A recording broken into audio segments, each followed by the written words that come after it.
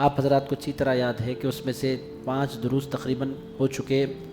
ایک تو انوگرل تھا، اس کے بعد پھر اللہ تعالیٰ کے فضل و کرم سے 4 دروس ہوئے. پہلا درس ایمان کے حوالے سے تھا، پھر دوسرا درس ذکر کے حوالے سے تھا، تیسرا جو درس تھا وہ عمل کے حوالے سے تھا، چوتھا جو درس تھا آپ حضرات کو یاد ہوگا الرجوع الی اللہ، اس کے حوالے سے تھا. پچھلے جمعے جو حضرات حاضر تھے ان کو اچھی طرح یاد ہے اللہ کی بارگاہ میں رجوع کرنے والے، الاوابون، المنیبون، الانابہ والاوبہ. اس عنوان پر میں نے پچھلے جمعہ بھی آپ کی خدمت میں عرض کیا تھا. یہ لفظ آپ لوگوں کو جلدی یاد نہیں ہوگا مگر اس کا خلاصہ تو اردو میں یاد ہو گیا تھا، الرجوع الی اللہ، اللہ کی طرف رجوع کرنا. اس حوالے سے پچھلا ہمارا درس گزرا. آج کا جو درس ہے یہ بھی بڑی امپورٹنٹ ٹاپک ہے، اور یہ ٹاپک بھی ہر انسان کی ضرورت ہے. ہر وہ بندہ جو اپنے اللہ سے قریب ہونا چاہتا ہے اس کے لیے ٹاپک بڑی اہم ہے. وہ ٹاپک کیا ہے؟ التوبہ. یہ بہت مشہور ٹاپک ہے، بہت معروف ٹاپک ہے. یہ ٹاپک پر آپ اور ہم بار بار بہت کچھ سنتے رہتے ہیں، سناتے رہتے ہیں. آج اسی میں سے التوبہ کے حوالے سے انشاءاللہ تعالی آپ اور ہم باتیں حضرت پیران پیر غوث العظم دستگیر کی باتیں سنیں گے. درود کیا ہے پہلے درود دیکھ لیں آپ کے پاس بھی پیپر ہے. اللہم صلی وسلم، اے اللہ درود نازل فرما، رحمت نازل فرما، وسلم اور اے پاک پروردگار سلام بھیج. کس پر؟ علی سیدنا، کس پر؟ ہمارے سردار پر. اور ہمارے سردار کون ہیں؟ محمد صلی اللہ علیہ وسلم پر. وہ کرتے کیا ہیں؟ البشیر المبشر، وہ خوشخبری سنانے والے ہیں، بشارتیں دینے والے ہیں. کس کو؟ آج کے درس میں حضرت پیران پیر غوث العظم دستگیر نے ارشاد فرمایا وہ خوشخبری سنانے والے ہیں للتوابین. توابین، تواب کا مطلب کیا ہے؟ توبہ یہ ایک لفظ ہے. توبہ کرنے والے کو تائب کہتے ہیں. توبہ کرنے والے کو کیا کہتے ہیں؟ تائب کہتے ہیں. اور تواب جب کہتے ہیں اس کا مطلب کیا ہے؟ یہاں للتوابین کہا غوث پاک نے، للتائبین نہیں کہا، للتوابین. ایک ہے تائب، ایک ہے تواب، دونوں میں تھوڑا سا فرق ہے. تواب میں مبالغہ ہے. مبالغہ کا اگر لفظ آپ لوگوں کی سمجھ میں نہیں آئے گا، مبالغہ کا مطلب کسی کام میں زیادتی کرنے کو مبالغہ کہتے ہیں. بہت زیادہ کسی کام کو جب کوئی بندہ کرتا ہے تو اس کو مبالغہ کرنا کہتے ہیں. عزیز دوستو، تائب کا مطلب یہ ہے کہ توبہ کرنے والا. اس کو میں مثال کے ذریعے سمجھاتا ہوں.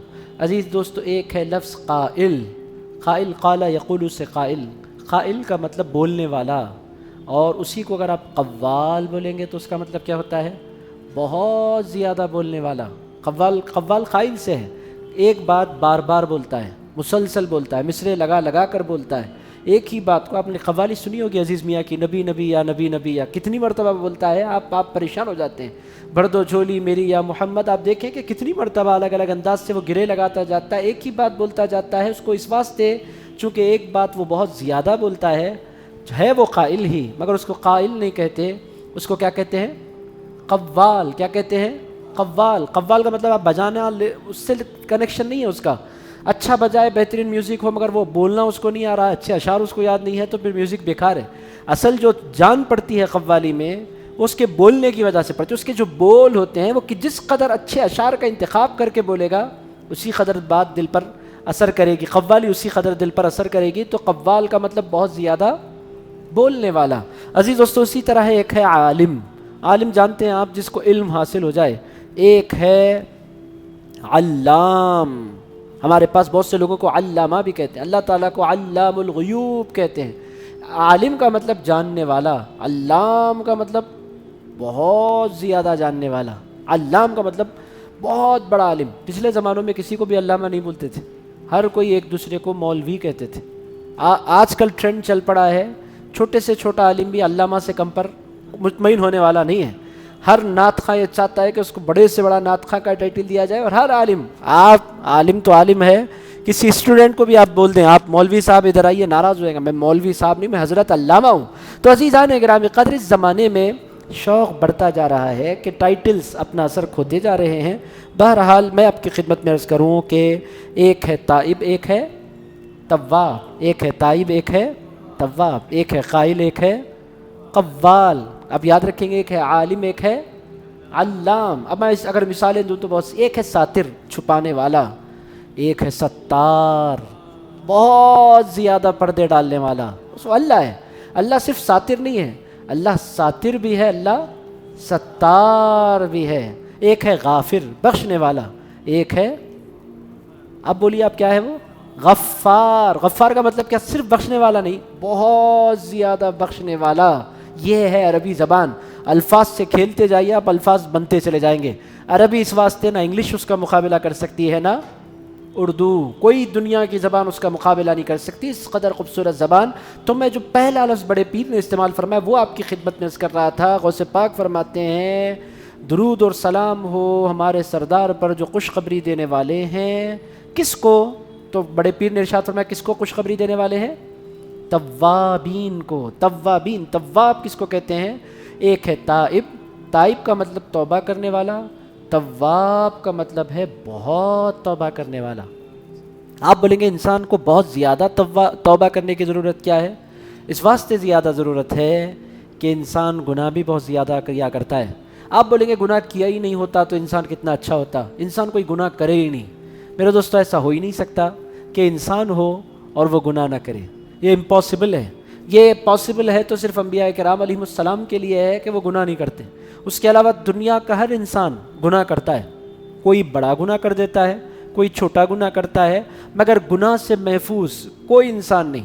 ہر آدمی سے گناہ ہو جایا کرتا ہے. گناہ ہو جائے تو اس کا کفارہ کیا ہے؟ گناہ ادھر شیطان کرائے اور پھر بندہ توبہ کرے اور پھر اللہ سے قریب ہو جائے. توبہ یہ ایک معنی میں ایک خوبصورت رشتہ ہے جو بندے کا اللہ سے قائم کرتا ہے. اگر توبہ نہ ہو تو اللہ اور بندے کا رشتہ قائم نہ رہے. رشتہ جب ٹوٹ جاتا ہے، شیطان چاہتا ہے کہ کوئی بندہ توبہ نہ کرے، یہ رشتہ ٹوٹا رہے، اور اللہ چاہتا ہے کہ ہر بندہ توبہ کرے اور اللہ کی بارگاہ میں رجوع کر لے. اللہ کو یہ پسند ہے. آپ بولیں گے گناہ رکھا ہی کیوں اللہ نے؟ بہت سے لوگ کہتے ہیں نا اللہ گناہ پیدا کرتا، نہ میں گناہ کرتا، نہ اللہ سے دور ہوتا. بھائی اگر گناہ نہ ہوتا تو پھر بندہ توبہ نہیں کرتا، اور توبہ نہیں کرتا تو پھر بندے کو اللہ بخشتا کیسے؟ اللہ کو یہ پسند ہے کہ بندہ پہلے گناہ کرے اور پھر رجوع کرے. رجوع کرنے کے بعد اللہ کو بہت پیار آتا ہے اپنے بندے پر. اگر صرف نیکی ہی کروانی ہوتی تو لاکھوں کروڑوں فرشتے پہلے سے موجود تھے. انسان پیدا کیا، انسان کے پیچھے نفس رکھا، انسان کے پیچھے شیطان رکھا، انسان کے پیچھے خواہشات رکھی، انسان کے پیچھے دنیا رکھی، اور پھر یہ کہا کہ پھر یہ گناہ کرے گا. اے اللہ گناہ کرے گا تو پھر کیا؟ یہ گناہ کرنے کے بعد جب رجوع کرتا ہے اور جب یہ روتا ہے نا، تو گناہ کرنے پر مجھے اتنا جلال نہیں آتا جتنا پیار توبہ کرنے پر آ جایا کرتا ہے. عزیزان گرامی قدر، اللہ کو یہ بہت پسند ہے کہ کوئی اس کو پکارے، میرے اللہ غلطی ہو گئی، میرے بندے غلطی ہو گئی. رو نہیں، آنسو بہانے کی کوئی ضرورت نہیں، آ جا تو جیسا بھی ہے. آپ بولیں گے کون سی غلطی معاف ہوتی ہے؟ تو عزیز دوستو ہر قسم کی غلطی معاف ہو جاتی ہے. اللہ پاک نے اپنے توبہ کے دروازے صرف ایمان والوں کے لیے اللہ پاک نے نہیں کھولے. اللہ پاک نے توبہ کے دروازے ہر مخلوق کے لیے کھول رکھے ہیں. منافق ہے توبہ کر لو، کافر ہیں توبہ کر لو، مشرک ہیں توبہ کر لو.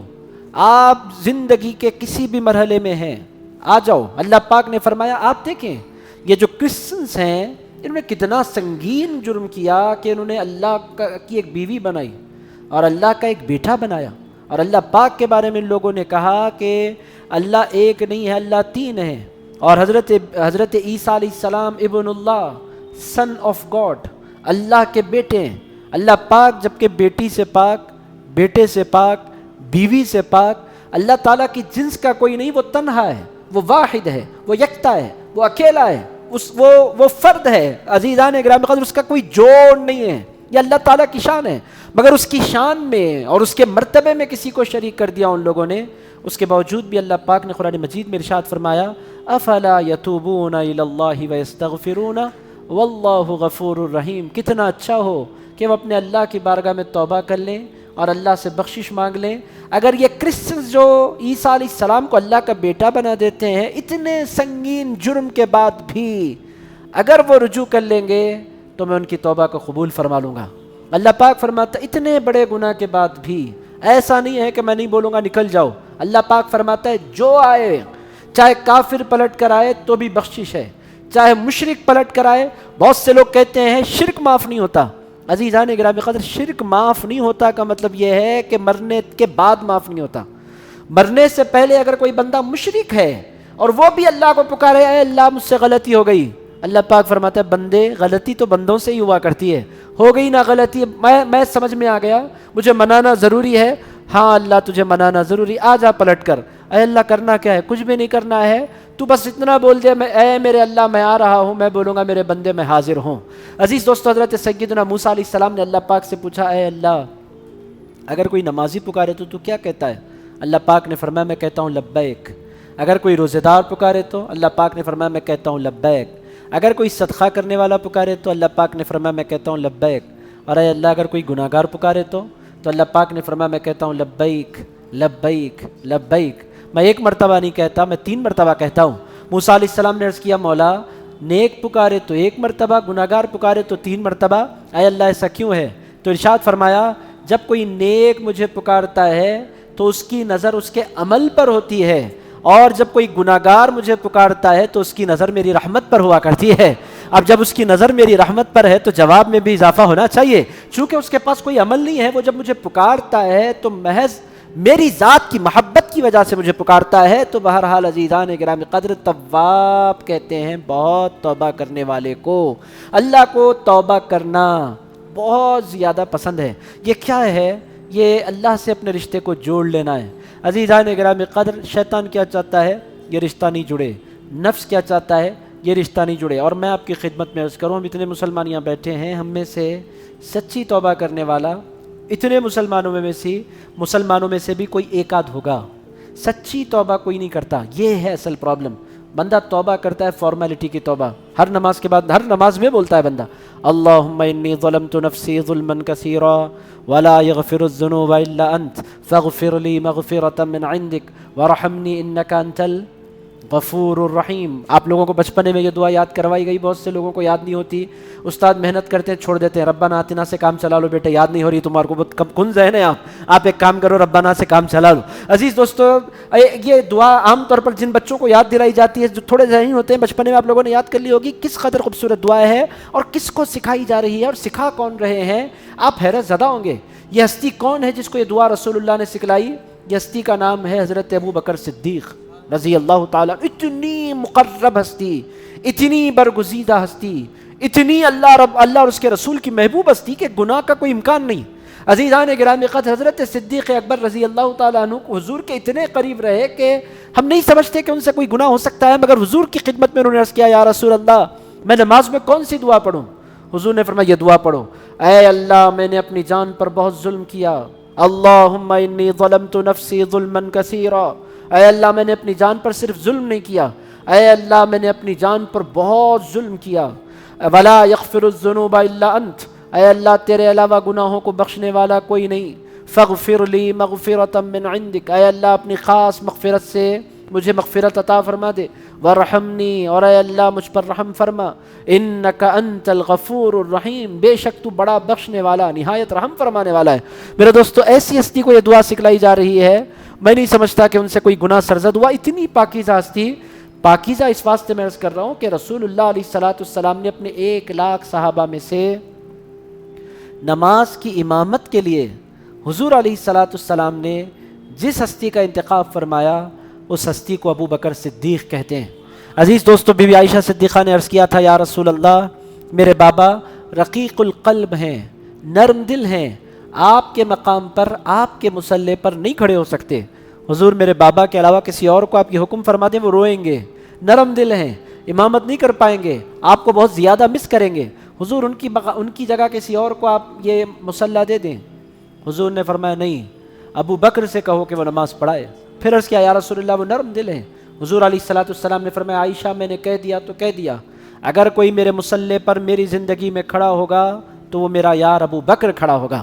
عزیز دوستو، آپ اندازہ لگائیں 1,00,000 سے زائد صحابہ میں حضور نے جس ہستی کا انتخاب فرمایا وہ کتنے پاکیزہ، کتنے نرم دل، کتنے اعلیٰ اطوار کے اور کتنے بلند مرتبے کے حامل ہوں گے۔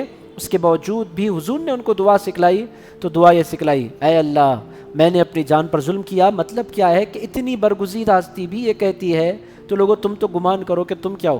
میرے دوستو، بی بی عائشہ صدیقہ ام المؤمنین نے حضور کی خدمت میں عرض کیا یا رسول اللہ شب قدر اگر میں پاؤں تو کیا پڑھوں؟ حضور علیہ الصلوۃ والسلام نے فرمایا پڑھو عائشہ اللہم انک عفو تحب العفو فاعف عنی، اے اللہ تو بہت معاف فرمانے والا ہے، معاف کرنے کو پسند فرمانے والا ہے، اے اللہ مجھے معاف فرما دے۔ میں آپ کو بولنا کیا چاہتا ہوں کہ عزیز دوستو، ہمارے پاس ہماری جو تاریخی ہستیاں ہیں، بڑی بڑی ہستیاں جن سے گناہ کا کوئی امکان نہیں، بہت برگزیدہ، جن کو حضور نے اپنی خاص سنگت، خاص صحبت کے لیے منتخب فرمایا، وہ بھی اللہ کی بارگاہ میں حاضر ہوتے ہیں تو وہ بھی اللہ سے بخششیں مانگتے ہیں، معافیاں مانگتے ہیں، اللہ رب العزت سے اس کی رحمتیں مانگتے ہیں۔ جب اتنے پاکیزہ لوگ، اتنے برگزیدہ لوگ، اتنے سچے لوگ، اتنے اچھے لوگ جب یہ اللہ رب العزت سے اس طرح مغفرت مانگیں تو پھر ہماری ذمہ داری کیا ہے؟ ہمیں اپنی پوزیشن کی طرف نظر کرنی چاہیے یا نہیں کرنی چاہیے؟ ہمارا حال کیا ہے؟ میں آپ کی خدمت میں عرض کروں، حیدرآباد میں رہنا تو حیدرآباد میں ہے، بہت سے لوگ کعبہ جا کر بھی سچی توبہ نہیں کرتے، فارمیلٹی کی توبہ ہوتی ہے، ہم کہہ دیتے ہیں اللہ معاف فرما دے، مگر دل میں ارادہ نہیں ہوتا۔ اور عزیز دوستو، اللہ کی شان کیا ہے؟ اللہ زبان سے کہے ہوئے کلمات کو اگنور کرتا ہے، دل کے جذبات پر نظر رکھا کرتا ہے۔ اگر کوئی بندہ زبان سے نہیں بولے اے اللہ مجھے معاف فرما دے، مگر دل میں ندامت ہے، اللہ رب العزت اسی وقت بندے پر رحمت فرما دیا کرتا ہے۔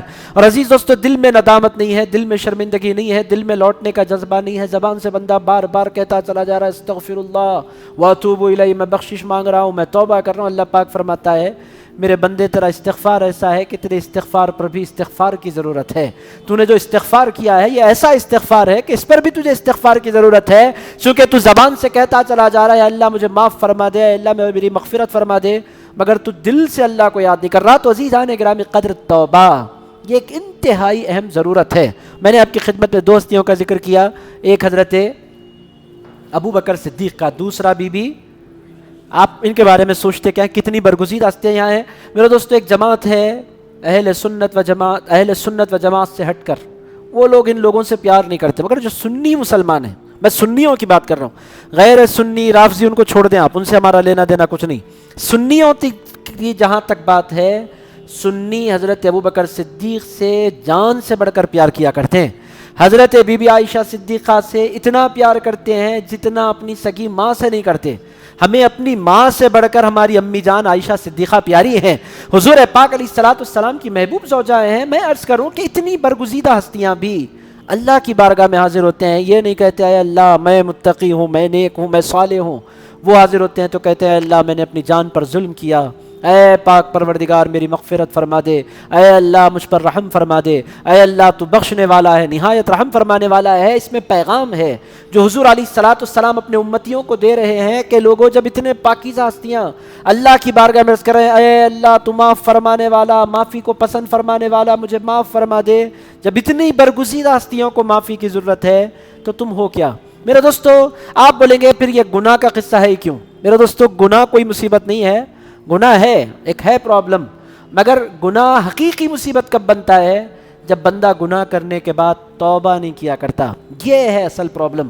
جب بندہ توبہ کر لیتا ہے پورا قصہ ہی ختم ہو گیا۔ اللہ پاک نے تو یہاں تک ارشاد فرمایا کہ میں ایسا ہوں من تاب وآمن وعمل صالحا فأولئک یبدل اللہ سیئاتہم حسنات۔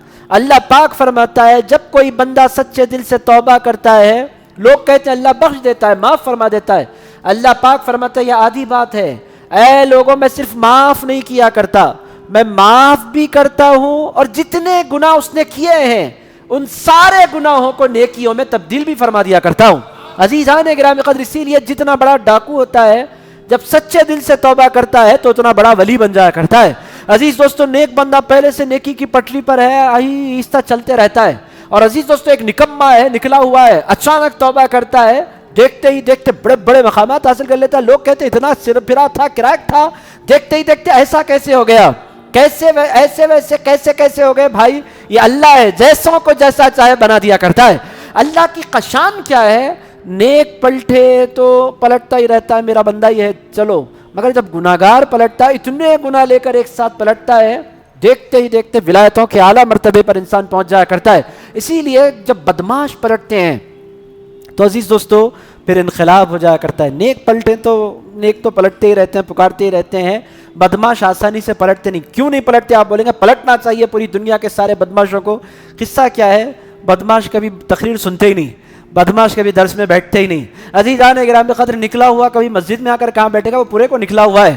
جمعے کو بھی آتا ہے تو آخر میں آ کر خطبہ ختم ہوتے وقت انٹری مارتا ہے، 2 رکعت پڑھ لے کر دعا سے پہلے نکل جاتا ہے. تو عزیز دوستو آسانی سے نہیں پلٹتا، مگر جب پلٹتا ہے تو پھر انقلاب برپا کر دیتا ہے. تو بہرحال عزیز دوستو اللہ کیسا ہے؟ اللہ توبہ کو بہت قبول فرماتا ہے.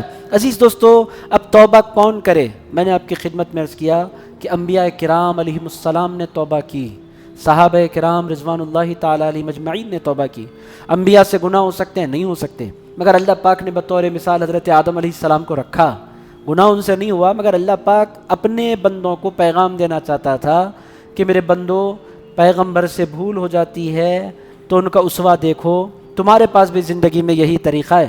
عزیز دوستو انسان کے سامنے انسان کی پیدائش کے فوری بعد اللہ پاک نے 2 قسم کے کردار اٹھائے، ایک کردار ابلیس کا، ایک کردار حضرت آدم علیہ السلام کا. دونوں کی غلطی برابر نہیں، ایک سے بڑی غلطی ہوئی، ایک سے چھوٹی سی لغزش اور بھول ہو گئی. اس کو گناہ بھی نہیں کہہ سکتے چونکہ پیغمبر گناہوں سے پاک ہیں کہ نہیں ہے. ہمارا عقیدہ ہے پیغمبر جتنے ہوتے ہیں معصوم ہوتے ہیں، گناہ نہیں ہو سکتے. ایک طرف چھوٹی سی بھول ہے، ایک طرف سنگین گناہ ہے، دونوں کو اللہ پاک نے ہمارے سامنے رکھا. پھر کیا ہوا عزیز دوستو؟ جس نے چھوٹی سی لغزش کی، جو ہی ان کو محسوس ہوا کہ مجھ سے لغزش ہوئی تو انہوں نے کیا کیا؟ فوراً انہوں نے اللہ کی بارگاہ میں کہا ربنا ظلمنا انفسنا، اے اللہ ہم نے اپنی جانوں پر ظلم کر لیا. وَإِن لَّمْ تَغْفِرْ لَنَا، اے اللہ اگر تو نہ بخشے، وَتَرْحَمْنَا، اور اے اللہ اگر تو نہ رحم فرمائے، لَنَكُونَنَّ مِنَ الْخَاسِرِينَ، اے اللہ ہم نقصان اٹھانے والوں میں سے ہو جائیں گے، اے اللہ ہم کو نقصان سے بچا لے، اے اللہ ظلم ہو گیا ہمارا، ہم نے اپنی جانوں پر ظلم کر لیا. یہ ایک ایٹیٹیوڈ ہے. دوسری طرف ایک اور ایٹیٹیوڈ ہے، تو نے سجدہ کیوں نہیں کیا؟ میں اور سجدہ کروں؟ یہ ہے دیکھیں آپ ایک ایٹیٹیوڈ. جو دوسرا ایٹیٹیوڈ ہے یہ شیطانی. انسانوں میں بہت سے ایسے ایٹیٹیوڈ کے لوگ ہوتے ہیں، یہ بہت بڑا پرابلم ہے کہ انسان غلطی کرے اور غلطی کا اقرار نہ کرے. یہ جو میں ہے یہ بڑی خطرناک ہے. اب ابلیس کو دیکھیں آپ، اس نے وہ کیا کہتا ہے؟ تم نے سجدہ کیوں نہیں کیا؟ انا خیر منہ خلقتنی من نار وخلقتہ من طین، اے پاک پروردگار میں اس سے اچھا ہوں، آدم سے اچھا میں ہوں. میں آگ سے پیدا کیا گیا، وہ مٹی سے پیدا کیے گئے. آگ جو اوپر کی طرف جاتی ہے اس مٹی کو سجدہ کرے، جو نیچے کی طرف جاتی ہے وہ میرے مقابلے میں حقیر ہے، میں اس کے مقابلے میں اعلیٰ ہوں. اعلیٰ کبھی حقیر کو سجدہ نہیں کیا کرتا، حقیر اعلیٰ کو سجدہ کیا کرتا ہے. لاجک اس نے پیش کی، ریزننگ اس نے پیش کی، اور اللہ کی بارگاہ میں یہ کہنے پر اصرار کیا کہ میں اچھا ہوں، میرے پاس یہ دلیلیں ہیں. اللہ پاک نے فرمایا اے نادان، جس بارگاہ میں تو کھڑا ہے یہ دلیلیں دینے کی بارگاہ نہیں ہے، یہ تو سجدے کرنے کی بارگاہ ہے. یہاں میری بارگاہ میں آنے کے بعد کیا دلیلیں پیش کی جائے؟ میں جو بولوں میرا ہر لفظ حرف حقیر ہے. اور بندگی کا تقاضا یہ نہیں ہے کہ بندہ کچھ لاجک پیش کرے، بندگی کا تقاضا یہ ہے کہ جہاں پروردگار بولے بندہ جھکتا چلا جائے، بندہ سر جھکاتا چلا جائے. بندے کے پاس کوئی ہے نہیں چوائس کہ اللہ کی بارگاہ میں کھڑا ہو جائے اور اللہ سے باتیں کرنے لگے. تو عزیز دوستو گناہ کے حوالے سے بھی 2 قسم کے ایٹیٹیوڈ ہیں. کتنے قسم کے؟ ایک ہے حضرت آدم کا اسوہ، ایک ہے ابلیس کا اسوہ. آپ نماز چھوڑیں بطور مثال، خدا نہ کرے کسی بندے کی نماز چھوٹ جائے. اگر خدا نہ کرے کسی بندے کی نماز چھوٹ گئی، آپ بندے کے پاس 2 آپشن ہیں. ایک یہ کہ شرمندہ ہو، اللہ کی بارگاہ میں معافی چاہے، آنسو بہائے، روئے. دوسرا یہ ہاؤ بھائی کام رہا تو کیا کرنا، دن میں 5 وقت پڑھنا کیا. یہ خطرناک ہے. اور سونا نہیں، انسان سونا ہی نہیں تو کیا کرنا، رات میں تھک کر آیا تھا، بھائی تھک کر آیا تھا، غلطی ہو گئی، اٹھ کر رو لے، قصہ ختم ہو گیا، اللہ مان لینے والا ہے. تھکانا نہیں کیا، انسان نہیں تو کون تھکتا ہے. یہ جو اسوہ ہے یہ بڑا خطرناک ہے. انسانی جو مشین ہو کہ ہمیں دن میں 5 مرتبہ مسجد جانے کا، یہ بڑا خطرناک ہے. عزیز دوستو چھوٹ گئی نماز، چھوٹ گئی، یوں تو چھوٹنی نہیں چاہیے. اگر خدا نہ خواستہ چھوٹ گئی تو ایٹیٹیوڈ کیا ہونا چاہیے؟ مجھ سے بہت بڑی غلطی ہو گئی. ہمارے اسلاف کا یہ طریقہ تھا. حضور علیہ الصلوۃ والسلام کی بھی ایک مرتبہ اللہ کی مرضی سے نماز چھوٹی تھی تاکہ دنیا کو قضا کے احکام معلوم ہوں. اللہ پاک حضرت بلال حبشی کو حضور نے مقرر فرمایا تھا، بلال سفر میں میں بھی ہوں، تم بھی ہو، پورے صحابہ سفر میں ہیں، تھکان بہت ہے، کچھ دیر میں آرام کرنے لگا ہوں. بلال سو گے یا جاگو گے؟ حضور میری ذمہ داری ہے. کیا کرو گے؟ حضور سب سوئیں گے، میں نہیں سوؤں گا. کیا کرو گے؟ حضور اذان دوں گا، سب کو جگاؤں گا، پکی بات ہے نا بلال سو گے تو نہیں، میں تو سونے جا رہا ہوں، یا رسول اللہ میں نہیں سوں گا، بے فکر ہو کر سو جائیں حضور، میں اٹھانے والا ہوں سب کو نماز کے لیے۔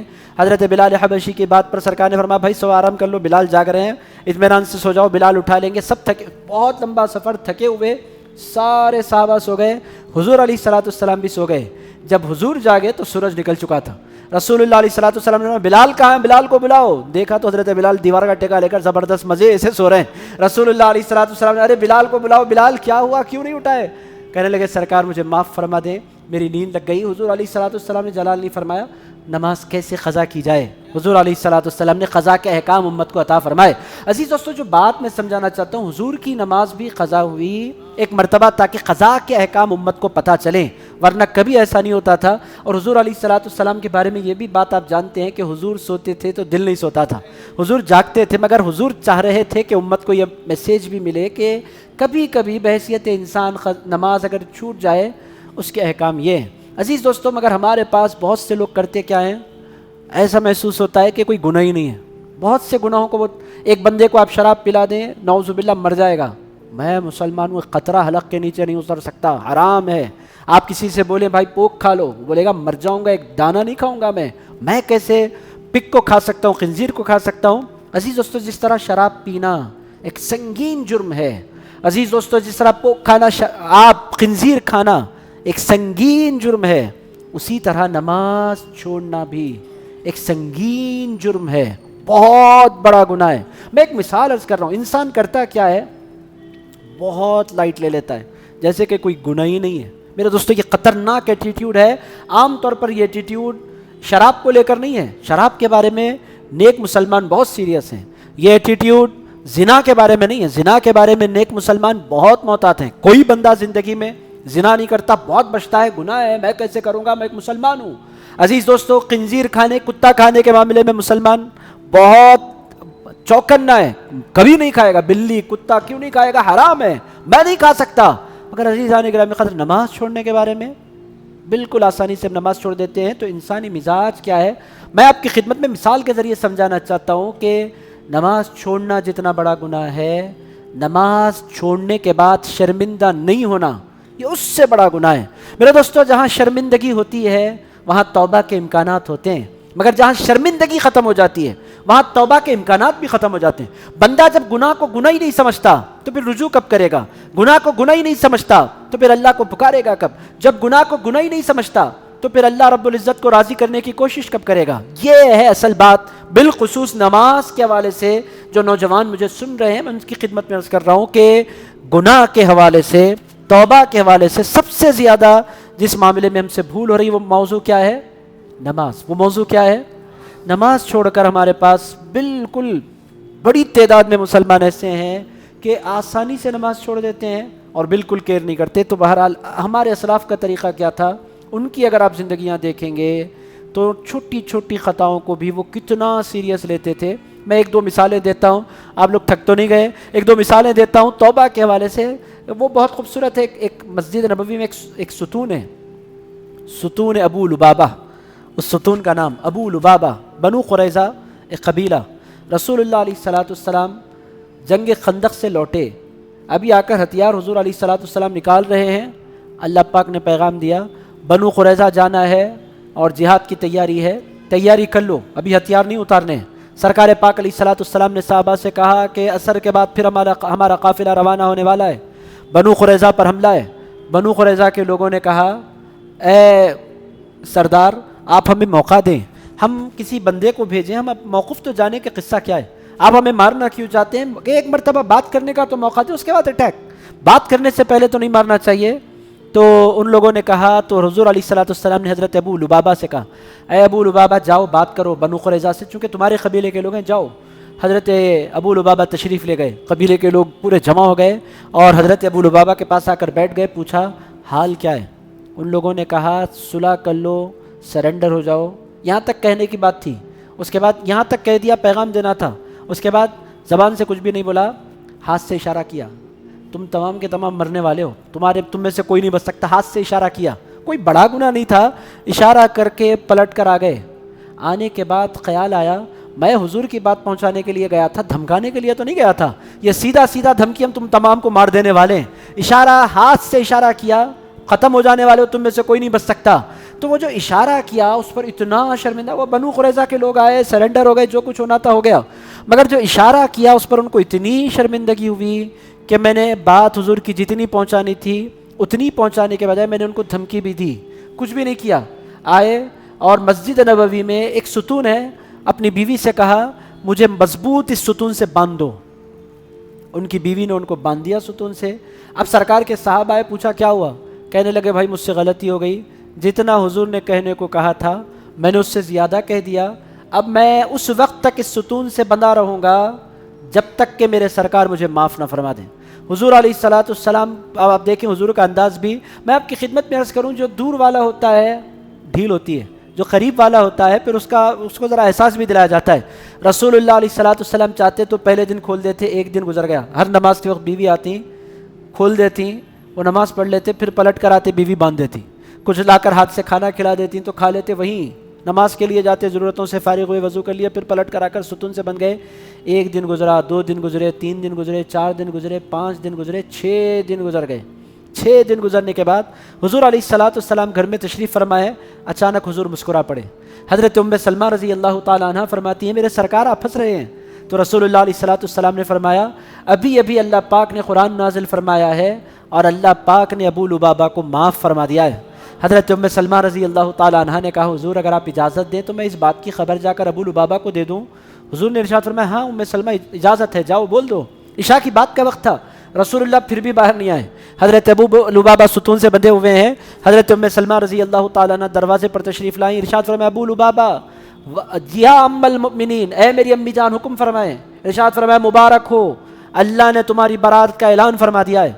हज़रत अबू लुबाबा के चेहरे पर खुशी के आसार नमूदार हुए। सहाबा जो मस्जिद में बैठे हुए थे दौड़ते हुए आए, हज़रत अबू लुबाबा को खोलने लगे। उन्होंने फरमाया खबरदार, बांधा गया है अपनी मर्ज़ी से, मगर खोला अपनी मर्ज़ी से नहीं जाऊँगा, रसूलुल्लाह की मर्ज़ी से खोला जाऊँगा। मैं उस वक्त तक सुतून से हटने वाला नहीं हूँ जब तक हुजूर खुद तशरीफ़ ना ला लें। सरकार की रहमत पर भी कुर्बान जाए, हुजूर पूरी रात नहीं आए। सरकार पाक अलैहिस्सलाम, अब ये शान है सरकार की, फजर की नमाज में तशरीफ़ लाए तो हज़रत अबू लुबाबा हुजूर की तरफ देख रहे हैं, हुजूर करम फरमा दें। हुजूर अलैहिस्सलाम फजर की नमाज से पहले तशरीफ़ लाए, हज़रत अबू लुबाबा को खोला और फिर उनको दुआओं से सरफराज फरमाया। मतलब क्या है मेरे दोस्तों, ये इंतहाई अहम बात है कि तौबा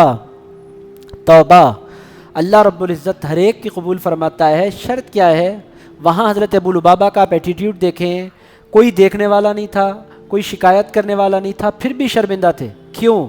इस वास्ते शर्मिंदा थे कि मेरा अल्लाह मुझे देख रहा था। मेरे दोस्तों कितने सहाबियात, कितने सहाबा हुजूर की खिदमत में हाजिर होते थे, अर्ज़ करते थे या रसूलुल्लाह मुझसे गुनाह हो गया, आप सज़ा दे दें। रसूलुल्लाह की खिदमत में एक नौजवान आया, आकर अर्ज़ किया या रसूलुल्लाह मुझसे गुनाह हो गया, हुजूर मुझ पर हद जारी फरमाएं।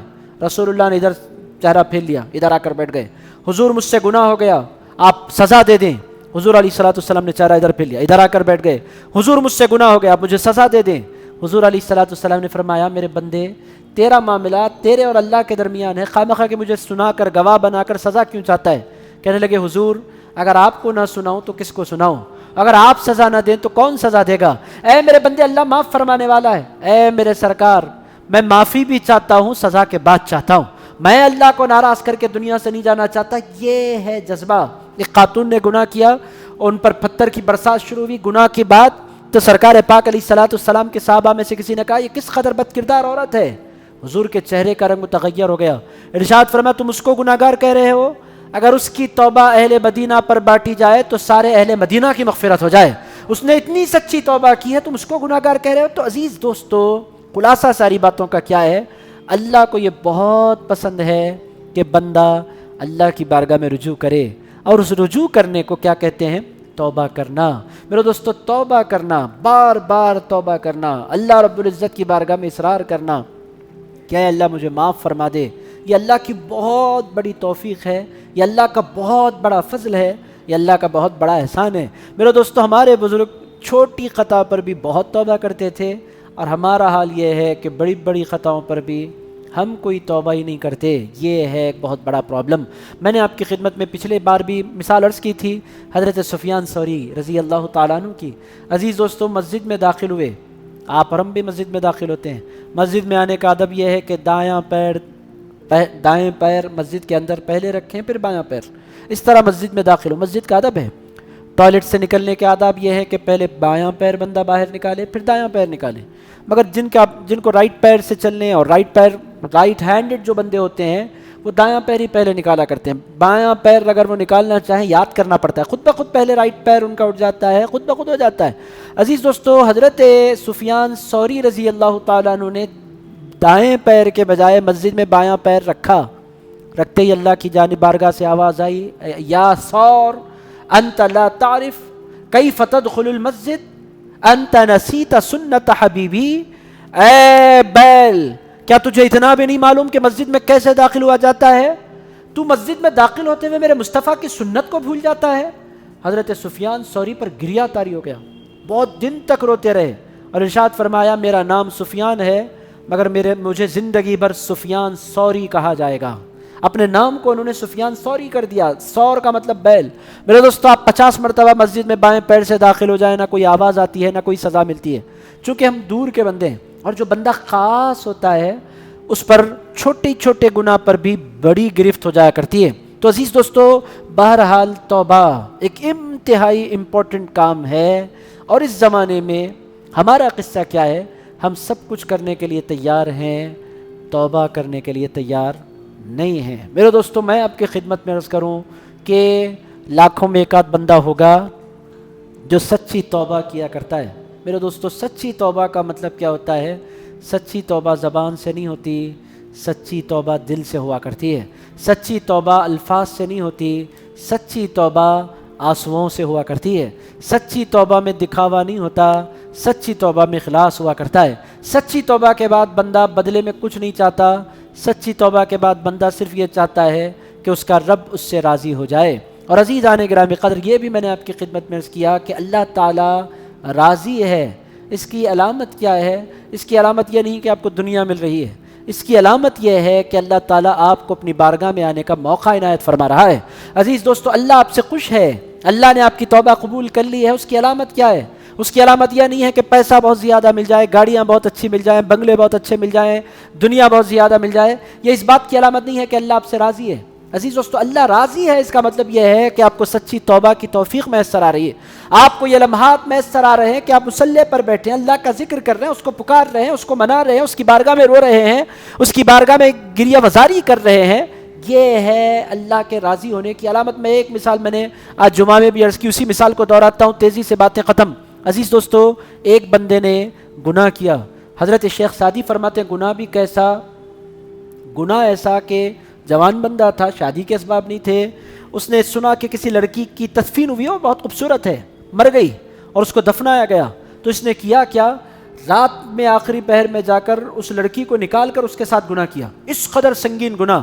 اور ادھر اس علاقے کا جو گورنر بادشاہ تھا وہ سو رہا تھا، اس کے خواب میں اللہ کے ایک ولی تشریف لائے، لانے کے بعد ارشاد فرمایا اس وقت فلاں قبرستان میں ایک بندہ قبر پر مٹی ڈال رہا ہے، جاؤ اور اس بندے سے ملو اور اس سے کہنا کہ میں تمہیں اپنے وزراء کی کیبنٹ میں شامل کر رہا ہوں۔ گئے قبرستان، دیکھا تو واقعی ایک نوجوان بندہ ہے اور قبر بند کر رہا ہے، اس کے پاس یہ بادشاہ گیا، چمک گیا، سپاہیوں کے ساتھ بادشاہ پہنچا، بھاگنے لگا، بھائی بھاگو نہیں، ذرا رکو رکو، کہاں بھاگ رہے ہو؟ کہنے لگے بادشاہ سلامت آپ آ گئے، فکر مت کرو، میں تمہیں سزا دینے کے لیے نہیں آیا، میں جانتا بھی نہیں تم کون ہو، کیا کر رہے تھے، بس اتنی بات میں تمہیں سنانے کے لیے آیا ہوں کہ میں تمہیں اپنے وزراء میں شامل کر رہا ہوں، کل سے تم آؤ اور اپنی ڈیوٹی سنبھالو، عہد لے لو اپنا۔ سمجھ میں نہیں آیا اس نوجوان کو، اچانک یہ کیا قصہ ہے، آ گیا، جوائن ہو گیا اور دیکھتے ہی دیکھتے بڑے عہدے پر پہنچ گیا۔ یہ جو بادشاہ تھا اس کو ہمیشہ کھٹکتا تھا کہ اس بندے پر اللہ پاک نے ایسا کیوں فضل فرمایا، جس مقام پر پہنچنے کے لیے لوگ 15 20 سال لگا دیتے ہیں، بغیر کسی محنت کے بندہ پہنچ گیا اور عیش کر رہا ہے، اور پوزیشنوں پر پوزیشنیں ملتی چلی جا رہی ہیں، دنیا بہت مل گئی، گھوڑے گاڑیاں سواری عزت سب کچھ ہے۔ تو بادشاہ چونکہ نیک بادشاہ تھا، اللہ کی بارگاہ میں رجوع کیا، اے اللہ اس بندے کو تو نے میرے مقربین میں اور کیبنٹ میں، وزراء کی، منسٹرز کی کیبنٹ میں تو نے اسے شامل کر دیا، آگے چل کر ہو سکتا ہے بادشاہ بن جائے، مولا اس بندے پر اس قدر کرم کیوں ہے؟ تو اللہ پاک نے فرمایا اے بندے یہ انتہائی ناکارہ اور انتہائی نکما اور انتہائی بد کردار بندہ ہے، اے اللہ جب یہ ایسا بندہ ہے تو میری کیبنٹ میں کیوں شامل کیا گیا؟ اللہ پاک نے فرمایا میں نے اس کو نعمت اس واسطے دی ہے کہ وہ نعمتوں میں گم رہ کر کبھی مجھے پکارے ہی نہیں، اور وہ اسی طرح رہے گا، مرتے دم تک دنیا میں غرق رہے گا اور اسے سچی توبہ کی کبھی توفیق نہیں ملے گی۔ اس واسطے میں اس کو دنیا دے رہا ہوں کہ میں اسے اپنا بنانا نہیں چاہتا۔ اس نے میری بندی کے ساتھ بدسلوکی کی ہے، بدلے میں اس کی سزا یہی ہے کہ وہ دنیا میں غرق رہے اور پھر وہ کبھی مجھے پکارے نہیں اور میں کبھی اس کو معاف نہیں کروں۔ اور جس بندے سے میں پیار کرتا ہوں، چھوٹی سی غلطی پر بھی کوئی نہ کوئی سزا دے کر اس کو میری بارگاہ سے قریب کر لیا کرتا ہوں۔ میں اس کو بیماری دے دیتا ہوں، اس کو پریشانی دے دیتا ہوں، اس کا کام بننے نہیں دیتا، اس کی زندگی میں رکاوٹ ڈال دیتا ہوں۔ کیوں ڈالتا ہوں؟ تاکہ وہ میری بارگاہ میں رجوع کر لے۔ وہ میرا ہوتا ہے، تو جو میرا ہوتا ہے اس کی چھوٹی سی غلطی پر بھی تنبیہ کر دی جاتی ہے، اور جس کو میں اپنا نہیں سمجھتا اس کو خوب دنیا دیتا ہوں، خوب پیسہ دیتا ہوں، خوب راحتیں دیتا ہوں، تاکہ وہ میرے پاس آئے نہیں اور پھر قیامت کے دن اس کو کڑی سے کڑی سزا دی جائے، اس کو ذلیل اور رسوا کیا جائے۔ تو عزیز دوستو، توبہ کی توفیق میسر نہیں آنا، یہ ہے انتہائی محرومی کی علامت، یہ میں سمجھانا چاہتا ہوں۔ اور عزیز دوستو، آپ کہتے ہیں ایک بندہ کبھی مسجد نہیں آتا، نعمتیں ہی نعمتیں، عزتیں ہی عزتیں، پیسہ ہی پیسہ، اسٹیٹس ہی اسٹیٹس۔ ایک بندہ دن میں 5 مرتبہ آتا ہے، نمازیں پڑھتا ہے، سنتیں پڑھتا ہے، نوافل پڑھتا ہے، ذکر کرتا ہے، دعائیں کرتا ہے، استغفار کرتا ہے، حلال کھاتا ہے، کسی کا دل نہیں توڑتا، پاکیزہ زندگی گزارتا ہے، اور اس کے کام خراب ہوتے چلے جاتے ہیں، اس کی زندگی میں پریشانیاں آتی چلی جاتی ہیں، اس کے کاروبار چلتے چلتے رک جاتے ہیں۔ یہ قصہ کیا ہے بھائی؟ نیک کے ساتھ ایسا ہو رہا ہے، برے کے ساتھ ویسا۔ عزیز دوستو، نیکی برائی کچھ نہیں، اصل چیز یہ ہے کہ کون سا بندہ اللہ کی بارگاہ میں رجوع ہو رہا ہے۔ اگر مصیبت ہے مگر بندہ اللہ کو پکار رہا ہے تو وہ دنیا کا خوش قسمت انسان ہے۔ اور عزیزان گرامی قدر، راحتیں ہیں مگر بندہ اللہ کو نہیں پکار رہا ہے تو وہ دنیا کا بدترین انسان ہے۔ اصل جو چیز ہے وہ اللہ کی قربت، اور اللہ جس سے پیار کرتا ہے چھوٹی چھوٹی اس کے عمل پر بھی اللہ نظر رکھا کرتا ہے، جیسا کہ سفیان ثوری کی مثال میں نے آپ کی خدمت میں عرض کی۔ میرے دوستو، ایک آدھ مثال اور رسول اللہ کی زندگی سے دیتا ہوں۔ آپ دیکھیں، کشتی ہے، نام ہے عمر بن خطاب رضی اللہ تعالیٰ عنہ، سراج اہل الجنہ، جنتیوں کے سورج، کوئی گناہ نہیں کرتے، انتہائی پاکیزہ کردار ہستی۔ ایک مرتبہ کہیں سے تورات ملی، عربی لینگویج میں تورات، موسیٰ علیہ السلام کی کتاب، لائے، بیٹھ گئے مسجد میں، پڑھتے بیٹھے، حضور تشریف لائے، تورات پڑھ لیں۔ حضرت عمر بن خطاب رضی اللہ تعالیٰ عنہ حضور آئے، کتاب بند کر دی، اٹھ کر کھڑے ہو گئے، آگے بڑے دسبوسی کی۔ حضور نے پوچھا، اے عمر کیا پڑھ رہے تھے؟ عرض کیا حضور تورات پڑھ رہا تھا۔ چہرے پر جلال کے آثار۔ ارشاد فرمایا، اے عمر، جس کتاب کو تم پڑھ رہے ہو اس کتاب والے پیغمبر موسیٰ بھی اگر آ جائیں تو ان کو بھی میری پیروی کے علاوہ نجات کے لیے کوئی اور راستہ نہیں ہے۔ اگر وہ بھی آئیں تو ان کو میری کتاب پڑھنا پڑے گا، میرا کلمہ پڑھنا پڑے گا، میری شریعت کو فالو کرنا پڑے گا، کوئی اور کتاب کی تمہیں ضرورت کیا پڑی؟ عزیز دوستو، جبکہ حضور علیہ الصلوۃ والسلام نے ریسرچ کے دروازے سب کے لیے کھولے، کوئی بھی پڑھ سکتا ہے۔ حضور فرماتے کوئی پڑھنا اور ہے، عمر کا پڑھنا اور ہے۔ عمر پڑھے گا تو دنیا سمجھے گی کہ یہ اچھا کام ہے، یہ نیکی ہے، یہ ثواب ہے، اور دنیا پڑھے گی، دنیا عمر کو فالو کرتی ہے، عمر کو اجازت نہیں ہے۔ ریسرچ کے لیے کوئی بندہ تورات پڑھے، انجیل پڑھے، پڑھ سکتا ہے، پڑھنا حرام نہیں ہے، مگر عمر کے مرتبے کے حساب سے چونکہ دنیا اس کو فالو کرنے والی ہے، اس کا ایک ایک عمل نوٹ ہو رہا ہے۔ اگر عمر کو میں تنبیہ نہیں کروں گا اور عمر پڑھتے رہیں گے تو پھر امت بھی پڑھے گی۔ عمر کو پتا ہے حق کیا ہے، ناحق کیا ہے، سچائی کیا ہے، جھوٹ کیا ہے، کہاں کیا کیا گڑبڑ ہوئی ہے، عمر جانتا ہے، مگر میری امت کے عام انسان نہیں جانتے، تو اس دروازے کو بند کرنا ہوگا۔ حضرت عمر فاروق رضی اللہ تعالیٰ عنہ پر حضور نے جلال فرمایا۔ میرے دوستو، یہ کیا ہے؟ چونکہ قریب ہیں رسول اللہ کے، تو جو جتنا قریب ہوتا ہے اس سے اسی قدر اللہ رب العزت اس سے امتحانات بھی لیتا ہے، اور اللہ رب العزت اس کی زندگی میں تھوڑے بہت کبھی کبھی مسائل پیدا کر دیتا ہے تاکہ وہ بندہ اللہ کو پکارتا رہے۔ یہ حضور علیہ الصلوۃ والسلام کی زندگی میں بھی آپ دیکھیں گے، ایک ادھر یہ عمر بن خطاب، دوسری طرف ایک اعرابی ہے، مسلمان ہے، مسجد آئے ہوئے ہیں، مسلمان ہیں، مسجد آئے ہوئے ہیں، مسجد کے کونے پر ادھر حضور کی مجلس چل رہی، مجلس میں سے اٹھے، گاؤں میں بدوؤں کے پاس طریقہ ہے، وہ کہیں بھی جا کر پیشاب کر دیتے ہیں، ادھر میٹنگ ادھر پیشاب۔ وہ حضور کی مجلس میں بیٹھنے کے بعد اٹھ کر گئے، وہاں کونے میں گئے، مسجد نبوی کے پیشاب کرنا شروع کر دیا۔ اب صحابہ کو بہت غصہ ہے، صحابہ دوڑے مارنے کے لیے، حضور نے فرمایا کوئی کچھ نہیں کرے، پیشاب کرتے ہوئے بندے کو نہیں روکا جاتا، گردوں پر غلط اثر پڑتا ہے، چھوڑ دو۔ وہ پیشاب انہوں نے کر لیا، کر کے وضو کرنے کے لیے تشریف لے گئے، سرکار پاک علیہ الصلوۃ والسلام نے فرمایا کوئی جائے پانی بہا دے۔ حضور علیہ الصلوۃ والسلام سے صحابہ نے عرض کیا حضور اس کو کچھ نہیں کرنا ہے؟ کہنے لگے بھائی اعرابی ہے، اس کو کیا کریں گے، پتہ نہیں ہے کہ کہاں کیا کرنا ہے، اس کی غلطی نہیں ہے، اس کو چھوڑ دو، جبکہ سزا دی جانی چاہیے، مگر حضور علیہ الصلوۃ والسلام نے کوئی سزا نہیں دی، چونکہ بہت دور ہے، تو سزا دور والے کو نہیں دی جاتی، قریب والے کو دی جاتی ہے۔ عزیزان گرامی قدر، دور والوں کو راحتیں دی جاتی ہیں، یہ اللہ رب العزت کا طریقہ ہے۔ بہت سے لوگوں کو بہت سی نعمتیں ملتی ہیں، مسلمان کہتے ہیں ہمارا فائدہ کیا ہوا مسجد میں جانے کا، ذکر کرنے کا، دعا کرنے کا، ہم اتنا اللہ کو پکارتے ہیں، اللہ ہم کو دیتے ہی نہیں ہے، اور ہمارا پڑوسی ہے اللہ نوازتا چلا جا رہا ہے، گاڑیوں پر گاڑیاں، بنگلوں پر بنگلے، اور میں نیک متقی بندہ، اللہ مجھے نہیں دے رہا ہے۔ بھائی اس کو دے کر دور کر رہا ہے، آپ کو نہیں دے کر قریب کر رہا ہے۔ آپ سمجھے تو صحیح کہ اللہ کر کیا رہا ہے، اصل چیز کیا ہے؟ اللہ کی قربت، توبہ کی توفیق دے رہا ہے، مصلی پر بیٹھنے کا موقع دے رہا ہے۔ عزیزان گرامی قدر، اللہ کو پکارنے کی سعادت حاصل ہو رہی ہے، یہ ہے اصل دولت۔ میں ایک اور مثال دیتا ہوں، رسول اللہ علیہ السلام کی باتیں ختم۔ عزیزان گرامی قدر، سیدہ کائنات خاتون جنت بی بی فاطمہ الزہرا سلام اللہ علیہا نے اپنے شوہر نامدار علی مرتضیٰ شیر خدا سے کہا، اے علی، اے فاطمہ بولو۔ ارشاد فرمایا شادی ہوئے اتنے سال گزر گئے، آپ نے مجھے سونے کی کوئی چیز آج تک نہیں بنائی۔ کہنے لگے سیدہ آپ جانتی ہیں میرے پاس سیونگ نہیں ہوتی۔ کہنے لگی مگر ہر شوہر اپنی بیوی کو سونا بناتا ہے، کبھی تو کچھ نہ کچھ تو بنائے۔ کہنے لگے اب تک میں نے سیو نہیں کیا، مگر آپ کی خاطر اب سیونگ کروں گا، اب پیسے جمع کروں گا، اب ہم سونا بنائیں گے۔ بڑی مشکل سے 2 تولوں کے جتنے پیسے جمع کیے، اس میں سے ایک ہار بنایا، چھوٹا سا پتلا سا ہار سونے کا، اور اس کے بعد بی بی فاطمہ کو دے دیا۔ حضور کے ساتھ سفر پر جانے لگے، جاتے جاتے فرمایا ابھی مت پہنو، جب حضور تشریف لائیں گے، اور حضور کا طریقہ یہ ہے کہ اپنے گھر بعد میں جاتے ہیں، تم سے ملنے ہمارے گھر پہلے آتے ہیں، جب حضور آئیں تو سونا پہن کر حضور کے پاس آ جانا۔ حضور دیکھیں گے، سرپرائز ہوں گے، خوش ہوں گے کہ میرے داماد نے میری بیٹی کے لیے سونا بنایا، حضور خوش ہوں گے۔ بی بی فاطمہ نے اگری کر لیا، تیاری کر لی، حضور تشریف لائے، اپنے گھر جانے کے بجائے بی بی فاطمہ الزہرا کے گھر حضور تشریف لائے اور دروازہ کھولا، اور حضور نے فرمایا السلام علیک یا بنتی یا قرۃ عینی، اے میرے آنکھوں کی ٹھنڈک، اے میری لخت جگر، کہاں ہو؟ سیدہ فاطمہ الزہرا ہمیشہ کی طرف، دروازے کی طرف گئیں، حضور کا استقبال کیا، آگے بڑھا، دست مبارک چوما۔ حضور کا طریقہ تھا کہ پلٹاتے بی بی عائشہ کا ہاتھ بی بی فاطمہ کا ہاتھ چومتے، بی بی فاطمہ کی پیشانی چومتے، اپنے سینے سے لگاتے، سر پر ہاتھ رکھتے، دعائیں دیتے، ہاتھ تھام لیتے اپنی بیٹی کا، اتنی محبتوں سے نوازتے۔ آج حضور پاک علیہ السلام کا انہوں نے بڑھ کر ہاتھ چوما، حضور نے ہاتھ چومایا، گلے کے ہار پر نظر پڑی، پڑھتے ہی حضور پاک علیہ السلام نے کوئی دعا نہیں دی، کچھ بھی نہیں کہا، نکل کر تشریف لے گئے۔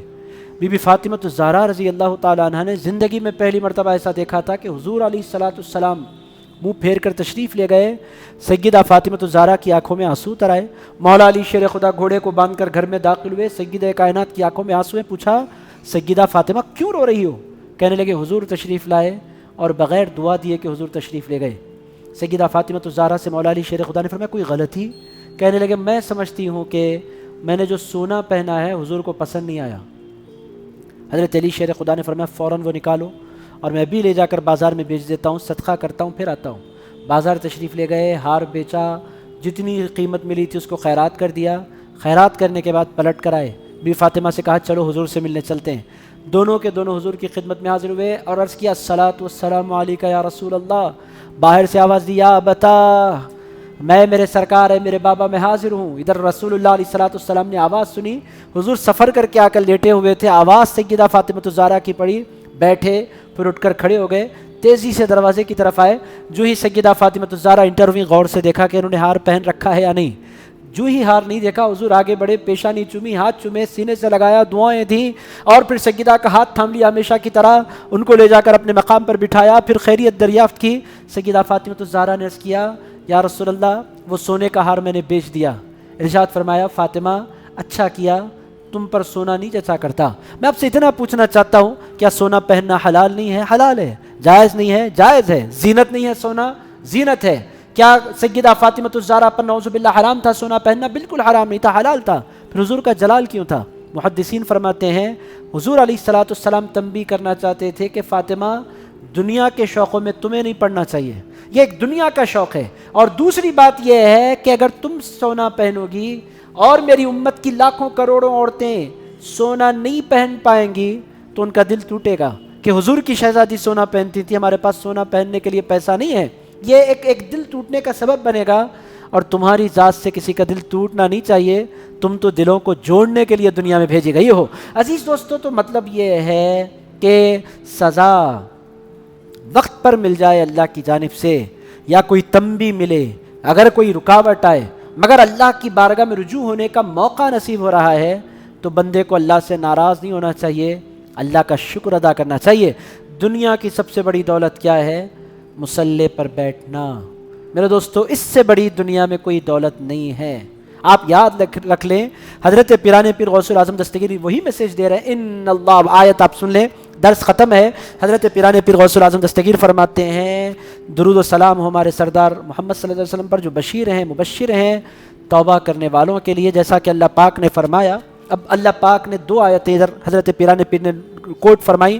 پہلی آیت مبارک، ان اللہ یحب التوابین، ارشاد فرماتے ہیں کہ اللہ، بے شک اللہ محبت فرماتا ہے بہت توبہ کرنے والوں سے، وَيُحِبُّ الْمُتَطَهِّرِينَ، اور اللہ بہت محبت فرماتا ہے اور دوست رکھتا ہے پاکی اختیار کرنے والوں سے۔ عزیز دوستو، یہاں پر دو چیزوں کا ذکر ہوا، ایک توبہ کا، ایک پاکی کا۔ توبہ کا ذکر پہلے آیا، پاکی کا ذکر بعد میں آیا۔ یہاں پاکی سے مراد دو پاکیاں ہیں، ایک پاکی ہے جسم کی، ایک پاکی ہے دل کی۔ عزیز دوستو، جسم کی پاکی پانی سے ہوتی ہے اور دل کی پاکی توبہ سے ہوا کرتی ہے۔ اللہ پاک فرماتا ہے جنت ناپاکوں کا مقام نہیں ہے، جنت پاک لوگوں کا مقام ہے، اور پاک مقام پر وہ لوگ جاتے ہیں جو پاک ہوتے ہیں۔ اور پاک کون ہوتے ہیں؟ پاک وہ ہوتے ہیں جو اللہ کی بارگاہ میں توبہ کر لیا کرتے ہیں۔ عزیز دوستو، اور آپ کی خدمت میں عرض کروں کہ جس قدر آسانی سے اللہ راضی ہوتا ہے، اس قدر آسانی سے دنیا میں کوئی راضی نہیں ہو سکتا۔ نہ بیٹا راضی ہو سکتا ہے، نہ امی راضی ہو سکتی ہیں، نہ بابا راضی ہو سکتے ہیں، بیوی کا تو آپ پوچھو ہی نہیں، نہ بیوی راضی ہو سکتی ہے۔ میرے دوستو، دنیا میں کوئی راضی نہیں ہو سکتا، نہ دوست راضی ہو سکتا ہے۔ دنیا میں سب سے آسانی سے اگر کوئی راضی ہو سکتا ہے تو اس ذات کو اللہ کہتے ہیں۔ عزیزان گرامی قدر، اللہ اس قدر آسانی سے راضی ہو جاتا ہے کہ میں آپ کو بول نہیں سکتا۔ گر صنم روٹ جائے تو، گر خدا روٹ جائے تو سجدے کروں، گر صنم روٹ جائے تو میں کیا کروں۔ عزیزان گرامی قدر، کسی شاعر نے کہا تھا اللہ روٹ جائے تو میں سجدے کر کے منا لوں، صنم روٹ جائے تو میں کیا کروں، آسانی سے راضی نہیں ہوتا میرا صنم۔ تو عزیزان گرامی قدر، اس کا جواب یہ ہے، صنم راضی ہونے کے لیے وقت لگاتا ہے، مگر صمد راضی ہونے کے لیے وقت بھی نہیں لگایا کرتا۔ صمد کہتے اس کو ہے کہ ادھر بندہ پکارتا ہے، ادھر اللہ معاف فرما دیا کرتا ہے۔ عزیز دوستو، یہ ہے اللہ۔ اللہ جب اتنی آسانی سے راضی ہو جاتا ہے تو حضرت پیران پیر غوث الاعظم دستگیر فرماتے ہیں بندے کی بھی ذمہ داری ہے اپنے دفتر کو دھو لیں۔ رسول اللہ علیہ الصلوۃ والسلام سے اللہ پاک نے ارشاد فرمایا، حبیب ایک کام کرتا ہوں، تیری امت کا حساب میں لینے کے بجائے تیرے حوالے کر دیتا ہوں، تو کر لے اپنی امت کا حساب۔ حضور علیہ الصلوۃ والسلام نے فرمایا، میرے اللہ، میں حساب کروں گا، اس سے بہتر یہ ہے کہ تو حساب فرمائے۔ رسول اللہ علیہ الصلوۃ والسلام نے یہ عرض کیا تو اللہ پاک نے فرمایا، میرے حبیب ایسا کیوں ہے؟ ارشاد فرمایا، میں جتنا اپنی امت سے پیار کرتا ہوں اس سے بڑھ کر تو اپنے بندوں سے پیار کرتا ہے۔ اب میں کیا کروں؟ میں اپنی امت سے جتنی محبت کرتا ہوں نا، میری جو محبت اپنی امت سے ہے اس سے بڑھ کر پیار تیرے بندوں سے ہے۔ میں تھوڑا سا شاید وقت لگاؤں پوچھوں، مگر تو ایسا ہے کہ ایک ہی لمحے میں سارے گناہوں کو معاف فرما دیتا ہے۔ نہ صرف معاف فرماتا ہے بلکہ نیکیوں میں تبدیل بھی فرما دیا کرتا ہے۔ اور عزیز دوستو، اللہ جب معاف فرماتا ہے آپ حیرت زدہ ہوں گے۔ جب نام اعمال کھولا جائے گا، یہ لکھنے والے فرشتے پریشان ہو جائیں گے۔ یہ جو بائیں ہاتھ کا فرشتہ ہے پوری زندگی لکھتے رہا، اے اللہ اس کے دفتر میں کچھ بھی نہیں ہے، میں نے بہت کچھ لکھا تھا۔ کہاں لکھا تھا؟ کیا لکھا تھا؟ جس وقت میں نے معاف کیا، دفتر میں سے بھی مٹا دیا، تیرے ذہن سے بھی مٹا دیا۔ بول اس نے کون سا گناہ کیا تھا؟ اے اللہ یاد نہیں آ رہا، کہاں سے یاد آئے گا؟ میرے فرشتے تجھے یاد کہاں سے آئے گا؟ نہ صرف وہاں سے مٹایا بلکہ تیرے ذہن سے بھی مٹا دیا۔ اللہ جب مٹانے پر آتا ہے، معاف فرمانے پر آتا ہے تو پھر قصہ ہی ختم ہے۔ عزیز دوستو، جب وہ اتنا کریم ہے، ایسا پیارا ہے، ہمارے بزرگ کرتے کیا تھے؟ بہت روتے تھے، بہت گڑ گڑاتے تھے، بہت معافی چاہتے تھے۔ اور میرے دوستو جن کی کتاب ہے ان کا قصہ سناتا ہوں، آپ بولیں گے آج کا درس ختم ہی نہیں ہو رہا، میں کیا کروں؟ ایسا خطرناک عنوان ہے توبہ، ہزاروں باتیں یاد آ رہی، آیت پڑھ دیتا ہوں، غوث پاک کا قصہ سناتا ہوں، بات ختم۔ عزیز دوستو آپ بولیں گے 25 منٹ سے بات ختم ہو رہی ہے، ختم ہی نہیں ہو رہی ہے، قصہ کیا ہے؟ آیت مبارکہ رہ گئی ہے۔ اللہ پاک فرماتا ہے وَهُوَ الَّذِي يَقْبَلُ التَّوْبَةَ عَنْ عِبَادِهِ وَيَعْفُو عَنِ السَّيِّئَاتِ۔ یہ دوسری آیت ہے آج کے درس کی۔ حضرت پیران پیر غوث الاعظم دستگیر نے یہ آیت نقل فرمائی، وہ اللہ ہے جو اپنے بندے کی توبہ قبول فرما لیتا ہے، وَيَعْفُو عَنِ السَّيِّئَاتِ، اور وہی اللہ ہے جو ساری برائیوں کو معاف فرما دیا کرتا ہے۔ عزیز دوستو، کتنا ہی بڑا گناہ لے کر کوئی اس کی بارگاہ میں حاضر ہو جائے، اللہ فرماتا ہے بھائی بہت چھوٹے ہیں تیرے گناہ۔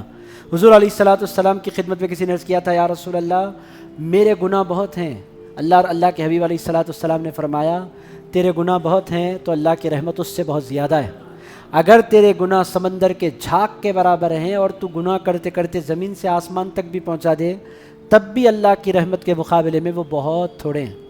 بھول جا کے میرے گناہ کتنے ہیں، یہ یاد رکھ کے وہ اللہ بہت رحمتوں والا ہے۔ عزیزان گرامی قدر، بڑے پیر کا قصہ پھر کبھی، چونکہ وقت بہت ہو گیا، میں نہیں چاہتا تھا کہ اتنا وقت لگے۔ میں نے اب آپ سے وعدہ بھی کیا تھا کہ بشائر الخیرات کا ہمارا درس 40 سے 45 منٹ کا ہوگا، مگر 1 گھنٹے کے قریب ہو گیا۔ میں معذرت خواہ ہوں، آئندہ جمعے کا جو درس ہے وہ بھی بڑا دلچسپ ہونے والا ہے۔ توبہ کے بارے میں اتنا عرض کروں گا کہ اتنا بولنے کے باوجود بھی جو کچھ بیان ہوا وہ تو آغاز باب تھا۔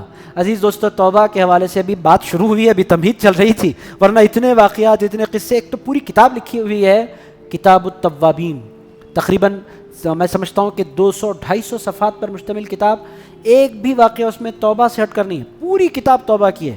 جان بوجھ کر میں کتاب اٹھا کر، ہاتھ میں عربی زبان میں ہے، میں رکھ دیا، بھائی درس مشکل ہو جائے گا، سننے والوں کے لیے پریشانی ہو جائے گی، چونکہ میں کھول کر بیٹھوں گا ہر واقعہ ایسا دکھے گا کہ یہ بھی سنانا چاہیے، یہ بھی سنانا چاہیے، یہ بھی سنانا چاہیے، درس والوں کے لیے مسئلہ ہو جائے گا۔ کتاب میں نے جان بوجھ کر رکھ دی۔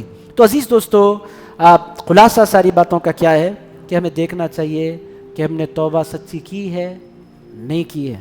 اگر نہیں کی ہے، آج کی رات بھی بڑی قیمتی ہے۔ اب آپ بولیں گے ایک بہت بڑا دھوکہ ہے جو توبہ کے حوالے سے آپ کو بھی ہوتا ہے، مجھ کو بھی ہوتا ہے۔ وہ دھوکہ کیا ہے؟ وہ دھوکہ ہے میری ایج ہی کتنی ہے، میری ایج 40 سال 41 سال، ابھی کیا ہے، ابھی ٹائم پڑا ہوا ہے، میں 30 سال جینے والا ہوں، ایسا بولتا ہے انسان، دل بولتا ہے اندر سے، میں ابھی کہاں مرنے والا ہوں، ابھی بہت ٹائم پڑا ہوا ہے، اور اللہ ٹائم دیتا چلا جا رہا ہے، موقع دیتا چلا جا رہا ہے، تو ٹائم کا فائدہ اٹھاؤ۔ یہ شیطان کا ایک بہت خطرناک دھوکہ ہے میرے دوستو، جس کی وجہ سے انسان توبہ سے محروم رہ جایا کرتا ہے۔ یہ ہے بہت خطرناک دھوکہ۔ میرے پاس وقت ہے، I have so much time, میرے پاس ابھی بہت ٹائم پڑا ہوا ہے۔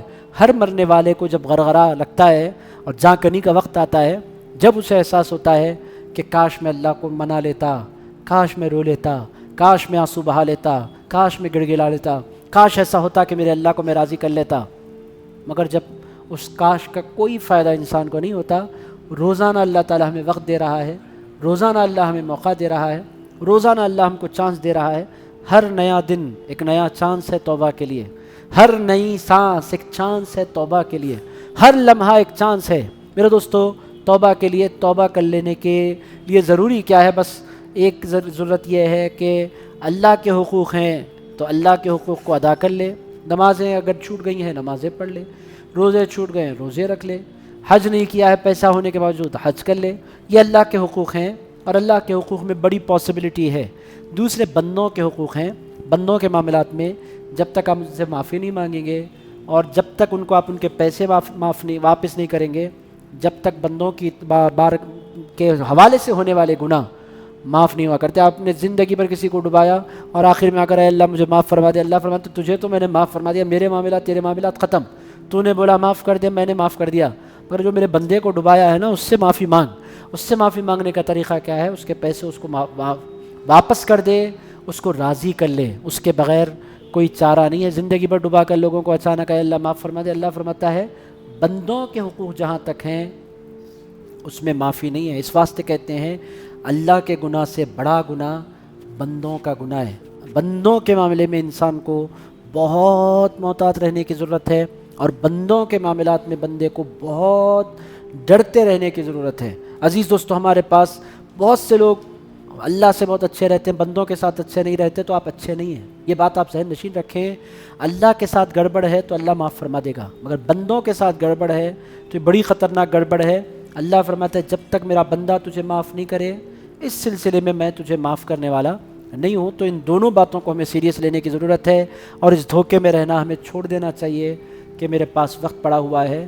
میرے دوستو 40 کے بعد تو بالکل وقت نہیں ہے۔ 40 تک اگر آپ پہنچے ہیں، اللہ کا شکر ادا کر لیجئے، ہر ایک کو یہ چانس نہیں ملتا، مل گیا ہے چانس فوری۔ چونکہ سفید بال وہ حضرت ابراہیم علیہ السلام سے، اب آپ بولیں گے اب یہ تقریر ختم ہی، کیا کریں قصہ، اب بات یاد آ گئی آخری، کسی پیغمبر کے بارے میں ہے، پیغمبر نے حضرت اسرائیل ملک الموت علیہ السلام کو بلایا، دراؤ میرے پاس، جی پیغمبر کیا بولنا ہے؟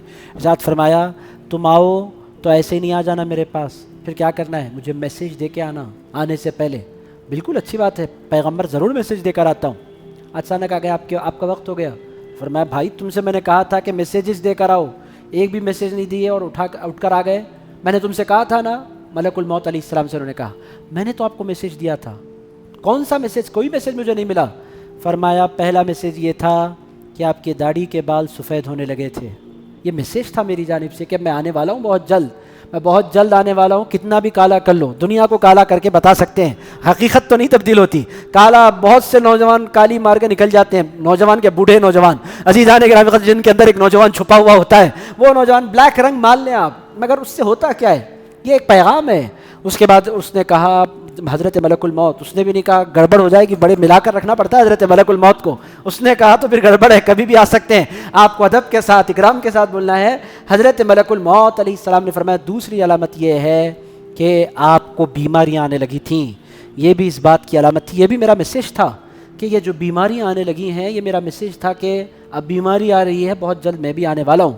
تیسری بات یہ کہ ایک اور میسیج میں نے آپ کو دیا تھا کہ آپ کی کمر تھوڑی سی جھکنے لگی تھی، یہ 70 کے قریب انسان تھوڑا سا جھکنے لگتا ہے، 70 کے قریب، یہ بھی میری طرف سے میسیج تھا کہ میں کبھی بھی آنے والا ہوں۔ میں نے تو 3 میسیجز آپ کو دیے، اگر آپ نے ان میسیجز کو اگنور کیا تو پھر میں کیا کر سکتا ہوں، مگر آپ پیغمبر ہیں، حکم دیں تو خدمت کر لوں ورنہ لوٹ جاؤں۔ انہوں نے فرمایا جب آئی گئے ہو تو پھر اپنا کام کر لو۔ عزیز دوستو یہ میسیج 40 تک پہنچنے کے بعد، 40 سے پہلے پھر بھی ہے، داڑھی کالی ہے، موقع ہے ابھی بھی، 40 کے بعد اگر بندہ نہیں سنبھلے تو انہیں سنبھلنے والا ہے ہی نہیں، انہیں 40 کے بعد بھی اگر نہیں توبہ کر رہا ہے تو پھر اس سے امید نہیں ہے کہ وہ بندہ پلٹے گا، لوٹے گا۔ عزیز دوستو تو 40 سے نیچے جو ہیں زیادہ ایڈوانٹیج نہیں لیں، مگر 40 والے تو پورے سنبھل جائیں، ویسے درس میں کم بیٹھے ہوئے ہیں، اگر آپ 40 کے بعد میں نہیں سنبھل رہے ہیں تو پھر اب آپ سنبھلنے والے نہیں ہیں، تیاری کرنا ہے بڑی خطرناک دنیا کی۔ تو بہرحال آج کا درس توبہ کے حوالے سے تھا، میں سمجھتا ہوں یہ باتیں آپ ذہن نشین رکھیں گے۔ آئندہ جو ہمارا درس ہوگا وہ بھی بڑا خاص ہے، وہ اخلاص کے حوالے سے۔ میرے دوستو بڑے پیر نے پہلے ایمان پر، پھر ذکر پر، آپ پہلے ایمان والے بنے، اللہ نے ایمان دے دیا، پھر زبان کو تر رکھیں، ہمیشہ ذکر کرتے رہیں۔ تیسری بات اپنے عمل کو نیک بنائیں، عمل برا بھی ہوتا ہے نیک بھی ہوتا ہے، نیک بنائیں۔ چوتھی بات ارشاد فرمائی اللہ کی بارگاہ میں رجوع کریں۔ پانچویں بات توبہ کر لیں۔ توبہ کے بعد اب اعمال میں اخلاص کیسے پیدا کریں اس کا بیان آنے والا ہے، وہ بھی بہت خوبصورت بیان انشاءاللہ آئندہ جمعہ آپ کی خدمت میں حاضری۔ اللہ رب العزت ہم تمام کے جمع ہونے کو قبول فرمائے۔ اے اللہ ہم تمام کو سچی توبہ کی توفیق عطا فرما۔ اے پاک پروردگار ہم کو امتحانات سے بچا، آزمائشوں سے بچا، بلاؤں سے بچا، بیماریوں سے بچا، اور اے اللہ ہم کو تیری بارگاہ میں رجوع کرنے والا بنا۔ اے اللہ تجھے پکارنے والا بنا۔ اے اللہ مصلی پر زیادہ سے زیادہ وقت گزارنے والا بنا۔ اے اللہ ہم کو مسجدوں کا پیار عطا فرما دے، نمازوں کا شوق عطا فرما دے۔ اے اللہ جو غفلت ہو گئی ہے نمازوں کو لے کر اس کو معاف فرما دے۔ اے اللہ آنے والی زندگی میں نمازوں کی پابندی کی توفیق عطا فرما دے۔ اے اللہ نماز پڑھیں تو محبت کے ساتھ پڑھنے والا بنا۔ اے اللہ نماز پڑھیں تو شوق کے ساتھ پڑھنے والا بنا۔ اے اللہ نماز پڑھیں تو دل لگا کر پڑھنے والا بنا۔ اے پاک پروردگار ہم تمام کو سچی توبہ کی توفیق عطا فرما۔ اے اللہ جس میں ہماری زبان کے ساتھ ساتھ ہمارا دل بھی شامل ہو جائے، اے اللہ ایسی توبہ ہمیں نصیب فرما دے۔ اے اللہ ہم تمام کو توبۃ نصوحہ نصیب فرما، سچی توبہ نصیب فرما۔ اور اے پاک پروردگار ہمارے سردار حضرت پیران پیر غوث العظم دستگیر پر لاکھوں کروڑوں رحمت نازل فرما، اور اے اللہ ان کے وجود مبارک کی دنیا اور آخرت میں ہمیں برکت نصیب فرما۔ اے اللہ غوث پاک کا چاہنے والا بنا کر زندہ رکھ، اور اے اللہ موت عطا فرما اور میدان محشر میں اٹھا تو غوث پاک کے ساتھ ہمارا حشر فرما، اور بڑے پیر کے ساتھ حضور کے خدمت میں حاضر ہونے کی سعادت نصیب فرما۔ اور اے اللہ بڑے پیر کی معیت میں جام کوثر پینا نصیب فرما، جنت میں داخل ہونا نصیب فرما۔ اور اے اللہ اب تک تو نے ہمارے گناہوں پر پردہ ڈالا ہے مولا، آنے والی زندگی میں بھی ہمارے گناہوں پر پردے ڈال دے۔ اے اللہ دنیا میں تو نے رسوائیوں سے بچایا ہے مولا، حشر میں بھی رسوائیوں سے بچا لے۔ اے اللہ دنیا میں تو نے فضل فرمایا ہے مولا، حشر میں بھی ہم پر فضل فرما دے، اور اے اللہ بغیر حساب کتاب کے ہم کو جنت عطا فرما دے۔ اے اللہ ہم کو اپنے ماں باپ سے بڑھ کر، اپنی اولاد سے بڑھ کر، آبا و اجداد سے بڑھ کر، مال و متاع سے بڑھ کر تجھ سے پیار کرنے والا بنا دے، پوری کائنات سے بڑھ کر تجھ سے محبت کرنے کی ہمیں توفیق عطا فرما دے۔ صلی اللہ تعالی علی خیر خلقہ سیدنا و مولانا محمد وعلی آلہ و صحبہ ووارث حالہ الغوث العظم والحمد للہ رب العالمین۔